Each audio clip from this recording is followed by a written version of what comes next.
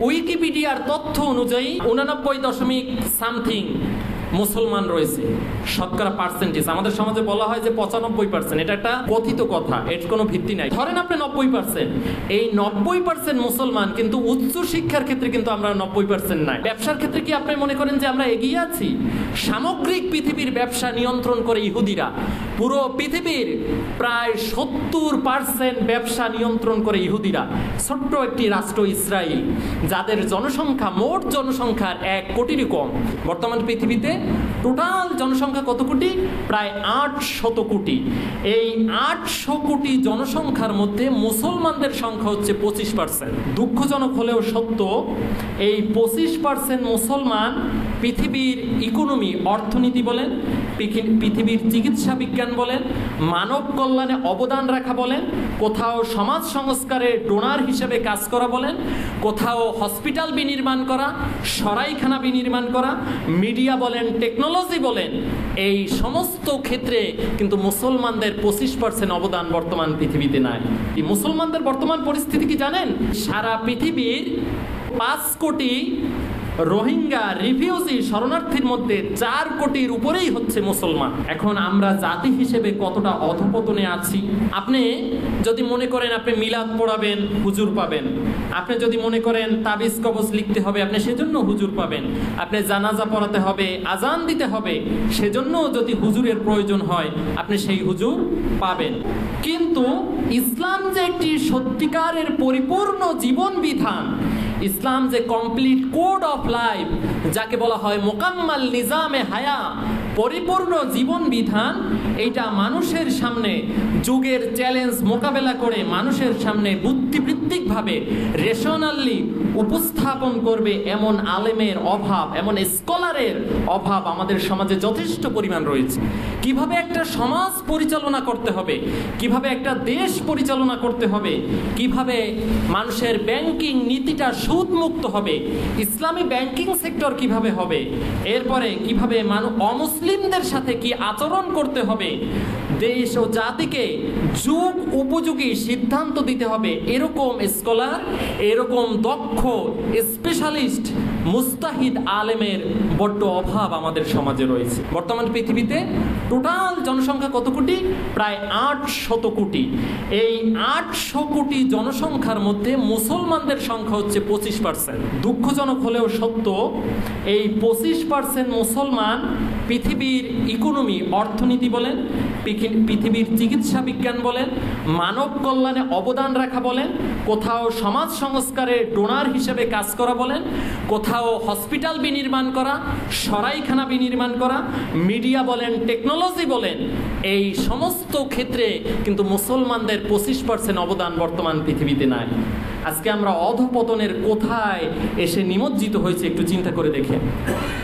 আমাদের প্রিয় মাতৃভূমি, সারা পৃথিবী বাদ দিলাম, আমাদের এই প্রিয় মাতৃভূমি বাংলাদেশে উইকিপিডিয়ার তথ্য অনুযায়ী 89.সামথিং মুসলমান রয়েছে, শতকরা পার্সেন্টেজ। আমাদের সমাজে বলা হয় যে 95%, এটা একটা কথিত কথা, এর কোনো ভিত্তি নাই। কিন্তু উইকিপিডিয়ার তথ্য অনুযায়ী 89% মুসলমান আমাদের সমাজে রয়েছে।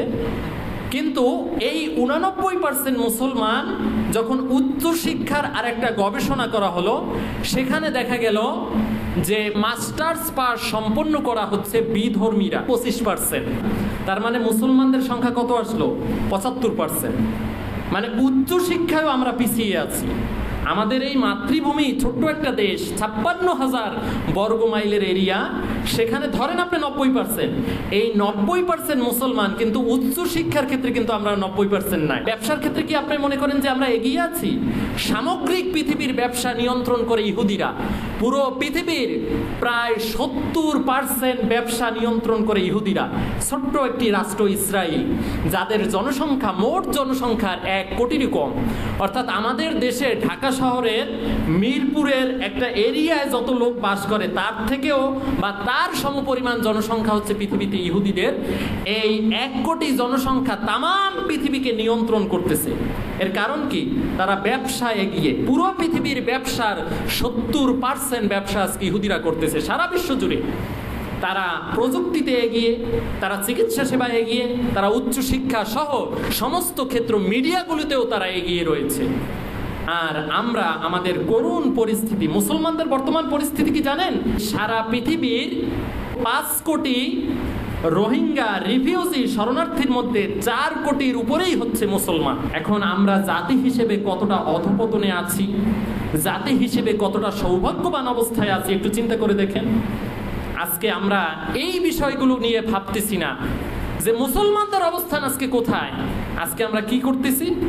আজকে আমরা এই 21 শতাব্দীর চ্যালেঞ্জ মোকাবেলায় জাতির ক্রান্তিকাল লগ্নে ইসলামের চরম দুর্দিনে আজকে আমরা একজন অপরজনার দোষ চর্চায় ব্যস্ত আছি। একজন আলিম অপর আলিমের কিভাবে ভুল ধরা যায় এবং এই ভুলগুলো খুঁজে খুঁজে বের করে ধরে ধরে সিরিজ ভিডিও আকারে প্রচার করায় আজকে আমরা ব্যস্ত হয়ে গিয়েছি।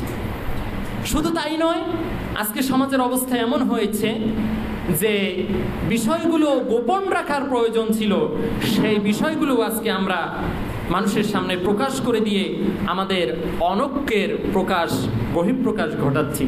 ফলে অমুসলিমরা আমাদের প্রতি সুযোগ পেয়ে গিয়েছে।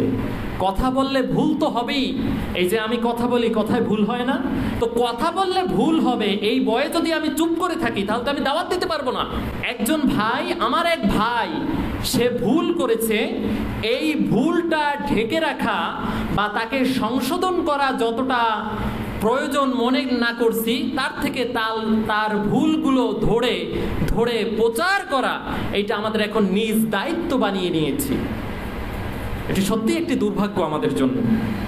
কুল্লুকুম রাইন ওয়া কুল্লুকুম মাসউলুন আন রাইয়াতিহি, মুসলিম শরীফের হাদিস। তোমরা প্রত্যেকেই দায়িত্বশীল। এই দায়িত্ব বলতে কি অন্যের ভুল ধরে ধরে এটা প্রচার করা এই দায়িত্ব? চায়ের দোকানে 1 কাপ চা নিয়ে মানুষের গীবাত করা এটা দায়িত্ব? এইটাই তো আজকে আমাদের দায়িত্ব বানিয়ে নিয়েছি। আমি আমার নিজের কি ভুল আছে সেই ভুলগুলো আমি দেখি না। ছোটবেলায় একটি প্রভাব পড়েছিলাম যে যে কি যেন একটা কথা আছে না, চালনি বলে সুইচ বোর্ড দেখি ভোতা। মানে চালন সে সুইচকে বলতেছে তোর নিজের পাশাই তো একটি ছিদ্র রহিয়াছে। আমার নিজের ভুল ত্রুটির আমি কি আমার স্ত্রীর দেনমোহরটা সঠিকভাবে আদায় করেছি? একটু বিবেকের কাছে প্রশ্ন করেন। আপনার যখন বিয়ে হয়েছিল স্ত্রীর দেনমোহর কয় টাকা ধরেছিলেন?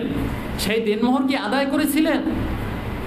দেনমোহর আদায় করে না থাকলে আপনার স্ত্রীর প্রতি, স্ত্রীর সাথে যে ফিজিক্যালি আপনি মিলিত হচ্ছেন, এটা কিসে পরিণত হয়ে যায় একটু নিজের মাথায় ক্যালকুলেশন করে নেন। আমার সন্তানের বিবাহ করিয়েছি, সেখানে কি দেনমোহর আদায় করেছি? আমার পুত্রবধূ, আমি আমার ছেলেকে বিবাহ করেছি, সেই শ্বশুর বাড়ি থেকে আমি যৌতুক মুক্তভাবে কি তাকে আনতে পেরেছি? আমি দিনে কতটুকু ফরজ সালাতের প্রতি মনোযোগী হতে পেরেছি? আমি কি এই বিবেচনা করি আমার অন্তরে? আমি আমার চক্ষুকে কতটুকু পরনারী থেকে হেফাজত করতে পেরেছি? এই বিবেচনা কিন্তু আমি করি না।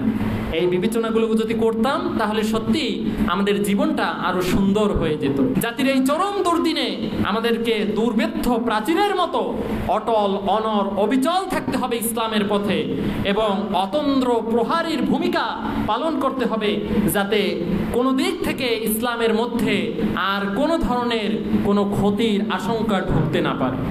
কথা বুঝতে পেরেছেন? ওয়ালা তাহিনু ওয়ালা তাহজানু ওয়া আনতুমুল আলাউনা ইন কুনতুম মুমিনিন। আল্লাহ তাআলা বলেন কোনো ভয় নাই, কোনো চিন্তা নাই, যদি মুমিন হও তাহলে আমি তোমাদেরকে মদদ দান করব, বিজয় দান করব।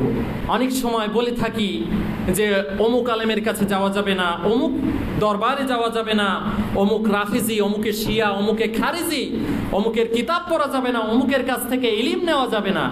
আমরা এই কথাগুলো বলি এবং তাদের লিস্ট আমরা প্রদান করতেছি। এগুলো মূলত আমাদের আত্মকেন্দ্রিক কথাবার্তা এবং আমাদের সংকীর্ণ মানসিকতার বহিঃপ্রকাশ ছাড়া আর কিছুই না। কেবলমাত্র আমার দলেই, আমার হুজুর কেবলার দলই বেহেশতে যাবে, বাদবাকি সব জাহান্নামে যাবে, এরকম চরম মানসিকতা থেকে আমাদেরকে ফিরে আসতে হবে। খাঁটি ঘি কেবল আমার দোকানেই পাওয়া যায়, আর কারো দোকানে খাঁটি ঘি নাই, এরকম কথা বলা দ্বারা আল্লাহ তাআলা আমাদেরকে হেফাজত করুন।